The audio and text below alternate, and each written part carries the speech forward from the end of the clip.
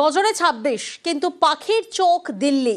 ২১-এর মঞ্চ থেকে দিল্লির মোদী সরকারকে নিশানা করলেন মমতা বন্দ্যোপাধ্যায়, দিলেন দিল্লিতে পরিবর্তনের ডাক। আজকে ফাউন্ডেশন স্টোন ইনাগুরেশন করলাম দিল্লিকে উৎখাত করবার। তোমরা যতক্ষণ বিদায় না নিচ্ছ আমাদের তো থামবে না লড়াই। ২৬-এর লড়াইয়ের আগে ধর্মতলায় ২১-এর মঞ্চ, এই মঞ্চ থেকেই মমতা বন্দ্যোপাধ্যায় বুঝিয়ে দিলেন পাখির চোখ দিল্লি। গত 18ই জুলাই দুর্গাপুরে সভা করেন নরেন্দ্র মোদী, দেন বাংলায় পরিবর্তনের ডাক। টিএমসি যাবে, তবেই আসল পরিবর্তন আসবে। বাংলাকে বদলাতে গিয়ে ভারত সরকারের বদল হবে না তো। বাংলায় তো পরিবর্তন হয়ে গেছে, নতুন করে হওয়ার নেই। দিল্লিতে পরিবর্তন করার আছে। আগামী দিন দিল্লিকে পরিবর্তন করতে হবে। আজকে ফাউন্ডেশন স্টোন ইনাগুরেশন করলাম দিল্লিকে উৎখাত করবার। শহীদ রক্তে তর্পণ করে বলছি, তোমরা যতক্ষণ বিদায় না নিচ্ছ আমাদের তো থামবে না লড়াই। आगे की बोलते हैं, ममता जी दुर्गा पूजा करने नहीं देता है, सरस्वती पूजा करने नहीं देते हैं। আর ইলেকশনের সময় হঠাৎ মা কালিয়ার দুর্গার কথা মনে পড়লো, দুটো ফ্লাইওভার উদ্বোধন করলেন। কই একবারও বলেছেন ৫৪ কোটি টাকা আমরা স্টেট গভর্নমেন্ট থেকে দিয়েছি আর ফিতে কাটবেন আপনি? এদিন তৃণমূলের ২১-এর মঞ্চে উপস্থিত ছিলেন পহেলগাঁওয়ে জঙ্গিদের গুলিতে নিহত বিতান অধিকারীর মা বাবা। মঞ্চে ছিলেন কাশ্মীরে জঙ্গিদের সঙ্গে লড়াইয়ে শহীদ জওয়ান ঝন্টু আলী শেখের পরিবারও। আমরা আগে প্রথম তাদের সম্মান জানাবো।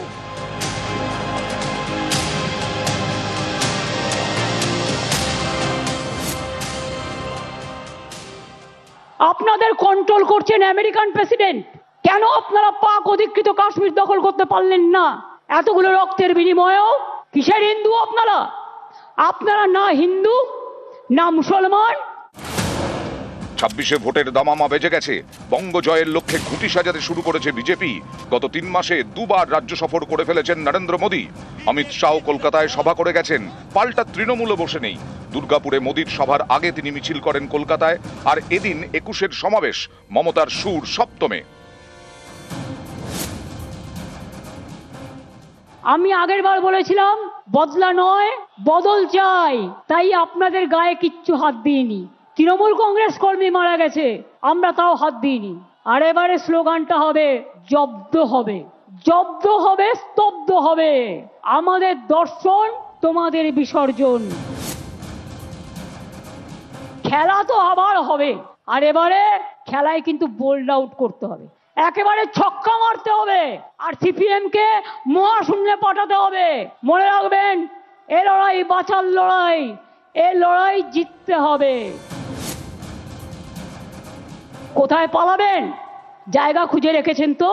2026-এ আরো বেশি সিট নিয়ে জিততে হবে, এবং জেতবার পর আমাদের লক্ষ্য হবে দিল্লি লড়াই। দিল্লিকে হাঁটাতে হবে, বিজেপিকে হাঁটাতে হবে, চক্রান্ত রুখতে হবে।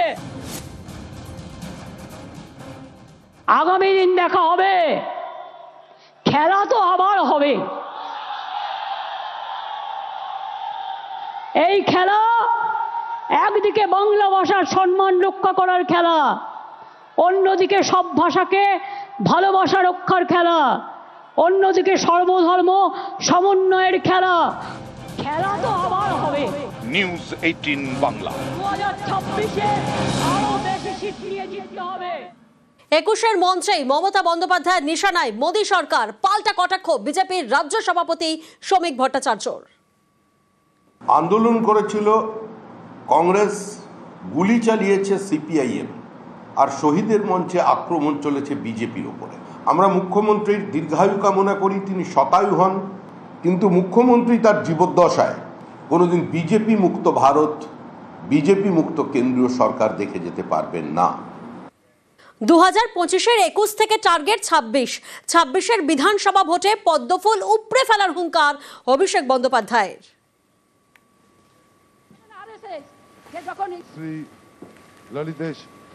আমি তো আগের মাসে সভা করেছিলাম ডায়মন্ড হারবার থেকে, বলেছিলাম 50 পেরোবে না বিজেপি। যে কটা ছাইপা আসার গুটি কয়েকটা বাংলা বিরোধী পড়ে রয়েছে তাদেরকে ঝেঁটিয়ে বিদায় দিয়ে আমাদের বঙ্গোপসাগরে ফেলতে হবে। 2021-এর আগে বলেছিলাম খেলা হবে, এবার বলছি পদ্মফুল উপড়ে ফেলা হবে। বাংলা ভাষায় কথা বললেই বাংলাদেশি, এই অভিযোগে গত কয়েকদিন ধরেই সরব তৃণমূল। এবার 21-এর মঞ্চ থেকে নিয়ে চড়া সুর অভিষেক বন্দ্যোপাধ্যায়ের, নিশানা করলেন বিজেপিকে। সাধারণ সম্পাদক শ্রী অভিষেক বন্দ্যোপাধ্যায়, আজকে যদি কেউ বাংলায় কথা বলছে, কিসের এত আপনাদের গায়ে জ্বালা, কেন এত গাত্রদাহ? ঠেলায় না পড়লে বেড়াল গাছে ওঠে না। এখন বলছে জয় মা কালী, এখন বলছে জয় মা দুর্গা। আর আজকে আমার নাম দিয়ে লিখে রাখুন 21শে জুলাই 2025, আমি বলছি 26-এর পর জয় বাংলা বলাবো। বাংলার বাইরে বাংলা ভাষায় কথা বললে বাংলাদেশি বলে দাগিয়ে দেওয়ার চেষ্টা, এই অভিযোগে 21-এর মঞ্চ থেকে অভিষেক বন্দ্যোপাধ্যায় সুর সপ্তমে বললেন এবার সংসদেও বাংলায় বলবেন। শ্রী ললিতেশ তিওয়ারি, আমি তো বলবো আমাদের এবার নিয়ম নেওয়া উচিত যে অন্তত পক্ষে এই সেশনে আমরা পার্লামেন্টে দরকার হলে বাংলায় বক্তব্য রাখবো, কথা বলবো, দেখি কার গায়ে জ্বালা। আগে দিনে যদি 10 বার বলতাম, এখন 500 বার বলবো। কোচবিহারের বাসিন্দাকে এনআরসির নোটিশ পাঠিয়েছে বিজেপি শাসিত অসম সরকার। তৃণমূলের 21-এর মঞ্চে হাজির সেই উত্তম কুমার ব্রজবাসীকে পাশে দাঁড় করিয়ে এনআরসি নিয়ে সুর চড়ালেন মমতা বন্দ্যোপাধ্যায়, হুঁশিয়ারি দিলেন নির্বাচন কমিশনকেও। রাজবংশী ভাই উত্তম এসো তো আমার কাছে, উত্তম এসো। থাকে কুচবিহারে 50 বছর ধরে, আসাম থেকে তাকে এনআরসির নোটিশ পাঠিয়েছে। বলুন একটা রাজবংশী ভাই কি অধিকার আছে বিজেপি গভর্নমেন্ট? জবাব দাও। মতুয়া ভাই বোনদের উপর অত্যাচার হচ্ছে, কি জবাব দেবে তার? নির্বাচন আসলে ও ভাই রাজবংশী, ও ভাই মতুয়া, ভোট দাও। আর নির্বাচন চলে গেলে তাদের অত্যাচার করো। সবচেয়ে বেশি লোক দলিত তপশিলি আজকে অত্যাচারিত হচ্ছে এই ভারতবর্ষে, মনে রাখবেন বিজেপির স্টেটগুলোতে। তৃণমূলের দর্শন, বিজেপি বাম বিসর্জন 2026, মনে রাখবেন। মমতা বন্দ্যোপাধ্যায়ের দাবি, দলিত থেকে রাজবংশী সকলকেই টার্গেট করছে বিজেপি। এদিন তৃণমূলের 21-এর মঞ্চে দেখা গেছে উত্তম কুমার ব্রজবাসীকে। 5 পুরুষ ধরে তিনি কোচবিহারের দিনহাটার বাসিন্দা, তাকেই এনআরসির নোটিশ পাঠিয়েছে বিজেপি শাসিত অসম সরকার। ব্রজবাসী নাকি বেআইনিভাবে বাংলাদেশ থেকে ভারতে ঢুকেছেন। ইতিমধ্যেই তার পাশে দাঁড়িয়েছে রাজ্য সরকার। এবার তৃণমূলের 21-এর মঞ্চে হাজির উত্তম কুমার ব্রজবাসী। বলুন একটা রাজবংশী ভাই তার কি অধিকার আছে? কি অধিকার আছে বিজেপি গভর্নমেন্ট? জবাব দাও।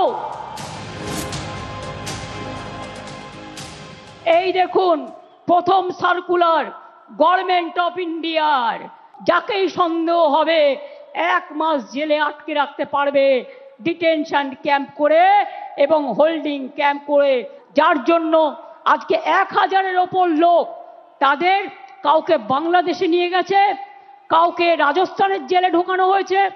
ইউনিয়ন হোম মিনিস্টার এবার আমাদের কাছে একটা চিঠি পাঠিয়েছে 11ই জুলাই। Why central force? এখানে স্টেট ফোর্স কাজ করবে, অনুপ্রবেশকারী তো তোমরা ঢোকাও।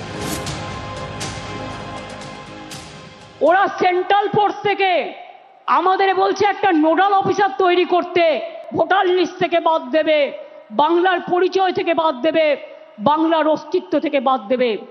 বাংলা ভাষার ওপর চলছে বিরাট সন্ত্রাস। বাংলা এসব মানবে না। সব মানুষের অধিকার এখানে সংরক্ষিত হবে। বিজেপির একজন নেতা বলছেন এখানে নাকি 17 লক্ষ রোহিঙ্গা আছেন। ইউনাইটেড নেশনস লাস্ট জানিয়েছিল 10 লক্ষ সারা পৃথিবীতে। তো আপনি 17 লক্ষ রোহিঙ্গা পেলেন কোথায়? আর তারা তো মায়ানমারের লোক।